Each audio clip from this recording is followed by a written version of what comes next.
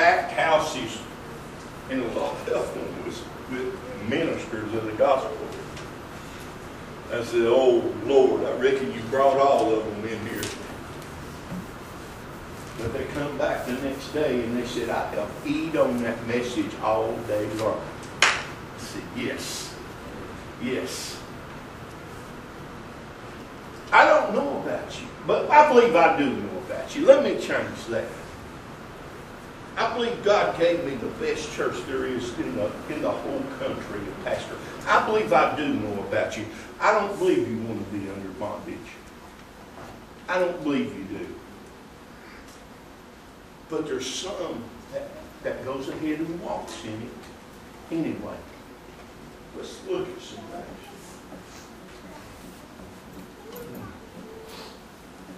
I know that it's hard because let's look at right here in Matthew 19:26, where he says, and Jesus looking upon them said to them, with men this is impossible, but with God all things are possible.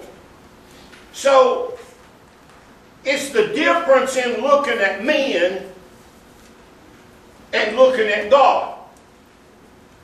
What this really tells me is the difference in looking at men and looking at God. In myself, I can walk in bondage, but with God, when I look at Him, I don't have to. When I look at God, I don't have to. You see, I can take my eyes off of God, and men will set me in nothing but bondage. But when I keep my eyes on God, on the God that is within me, not only, I started to tell you something, but I'm going to preach that here. I better not get into that right now. It's a good message, and I don't want to get into that right now. But when you got God in you, and you got God all around you, why in the world do we want to grab somebody or something that is corruptible and try to pull it into something that's incorruptible? Why do we do that? Why do we try to grab something that is moral and pull it into something that is immoral? Did I get that right? Okay. Mortal. Immortality. Yeah. Why do we want to try to make God something that He's not? He's pure and holy. He's pure and holy. In John chapter 3, verse 31. He that cometh from above is above all. He that is of the earth is earthly, and speaketh of the earth. He that cometh from heaven is above all. And what he has seen and heard, that he testifieth, and no man receiveth his testimony. He that hath received his testimony has set to his seal that God is truth.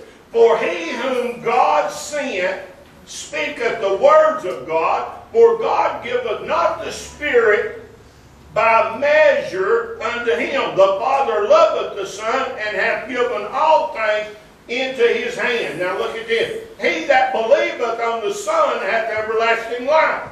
And he that believeth not the Son shall not see life, but the wrath of God abideth on him. With God, there's a measure here. Can I talk to you? With God, there's a measure. Now, this measurement with God brings us into an eternal state. You cannot walk in God and be lost. Can I tell you this morning? You cannot walk in God without having eternity and eternal life. It's impossible because that God, and I'm not talking about walking in just the way we walk, that's carnality. But in the renewing of the mind, in the putting on the mind of Christ, the God that is within me makes me walk in eternal life. He chooses that for me.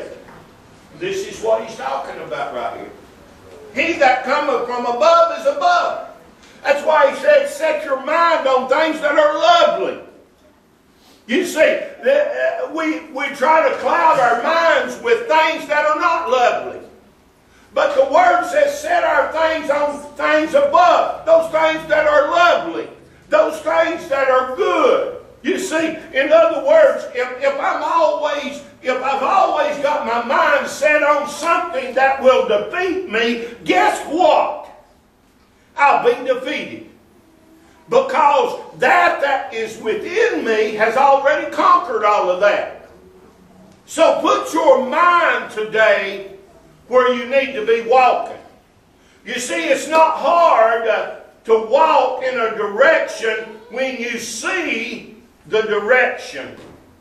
You see, you throw the map out the window. This is what happened to me and Dean. We had to turn around. We got up to the church house and I said, you got the map?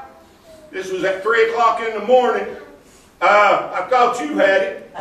I said, let's go back. I'm not heading up there not knowing where I'm going. You understand? I've got it mapped out and it's easy. But there's one path. Don't get me off that path. There may be many of them that gets there, but I only know one. So I've got it marked, and this is what I've done. But this is the thing about it. This is what God has done. He's got one path.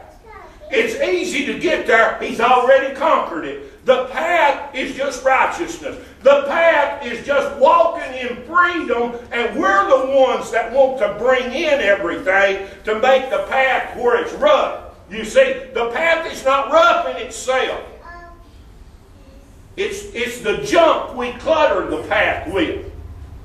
It's the avenues that we want to take instead of what God has laid out for us.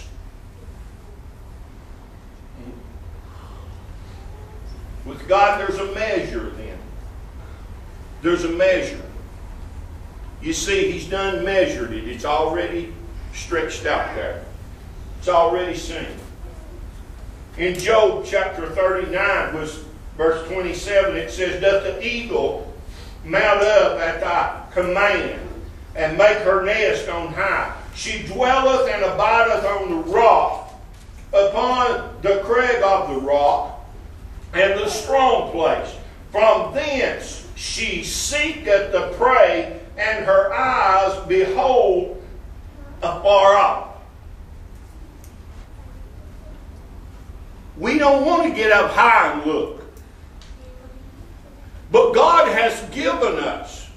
With God, there is unlimited sight to His kingdom. Do you understand? I can sit right here. I can see a ways. But you take me up high enough in an airplane and I can see a long, long ways. God, when you walk with the God that is within you, He will lift you up to where you can see the pitfalls, you can see the danger, you can see the things that the enemy is doing ahead of you. But you have to walk with God, or you'll stumble and you'll fall, because the things are not going to move, but you can see how to move them when you get up there with God. It's just like us. Like I said, we can get up there and we can see how everything is mapped out, the easiest ways. That's the reason a lot of people have the GPS in their car. It don't just come from that button, it comes from a satellite up there. That's picking the easiest route for you. You see. With God, then we have an unlimited sight with God. He told me this morning, why is my people stepping into everything? Why is my people accepting